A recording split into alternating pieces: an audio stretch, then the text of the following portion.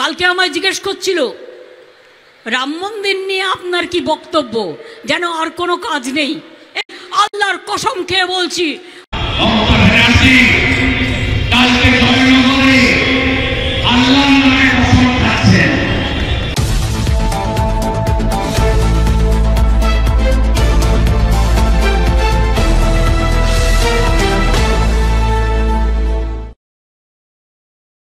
কালকে আমায় জিজ্ঞেস করছিল রাম মন্দির নিয়ে আপনার কি বক্তব্য, যেন আর কোনো কাজ নেই, একটাই কাজ।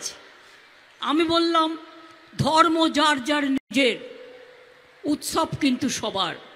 আমি সেই উৎসবে বিশ্বাস করি যে উৎসব সবাইকে নিয়ে চলে, সবাইকে নিয়ে কথা বলে, একতার কথা বলে। আপনারা করছেন, করুন না, কে আপত্তি করেছে?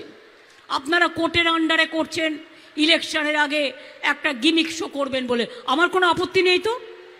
কিন্তু তাই বলে অন্য সম্প্রদায়ের মানুষকে অবহেলা করা এটা কারো কাজ নয়। তৃণমূল কংগ্রেস যতদিন থাকবে, তৃণমূল কংগ্রেসের সরকার যতদিন থাকবে, আমি আপনাদের কাছে ওয়াদা করে যাচ্ছি, আমি আপনাদের কাছে শপথ করে যাচ্ছি, আমি আপনাদের ঈশ্বরের শপথ করে বলছি, আল্লাহর কসম খেয়ে বলছি, মনে রাখবেন আমি কোনো দিনও হিন্দু মুসলমান শিখ খ্রিস্টান তপশিলি আদিবাসীদের ভাগাভাগি করতে দেব না। এনআরসির সময় দেখেছেন কি আন্দোলন করেছিলাম, বন্ধ হয়ে গিয়েছিল। ক্যাশ সময় দেখেছেন কি আন্দোলন করেছিলাম। এখনো বলছি অনেক অত্যাচার আমাদের লোকেদের ওপর হচ্ছে। গভর্নমেন্ট অফ ইন্ডিয়া চলছে, একটা এজেন্সির সরকার।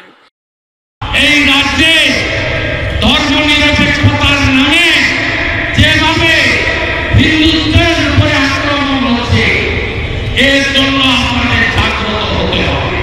দুজনই সমান।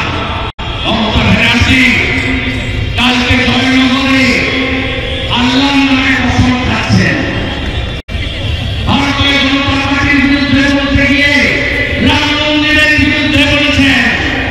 এ কার মুখ থেকে আমরা শুনছি?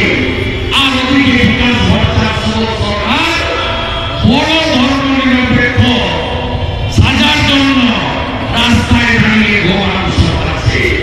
আপনারা এখানে বহু মানুষ আছেন যাদবপুর টালিগঞ্জে দেশ ভাগের বিভীষিকা নিয়ে এক কাপড়ে বেরিয়ে এসছেন বাংলাদেশ থেকে। আমি যন্ত্রণা জানি, আমার মা বরিশাল থেকে এক কাপড়ে বেরিয়ে আসলো, সব ফেলে দিয়ে দ্বিতীয়বার উদ্বাস্তু হওয়ার ইচ্ছা আসেনি। আর উদ্বাস্তু হব না, মোদীজিকে ছাড়ব না। উদ্বাস্তু হব না, মোদীজিকে ছাড়ব না। আমরা প্রশান্ত সুর, যতীন চক্রবর্তী, কেপি ঠাকুরদের লড়াইকে রেসপেক্ট করি।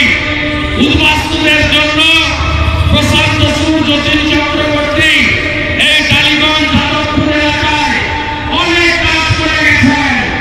আমরা তাদেরকে শ্রদ্ধা করি।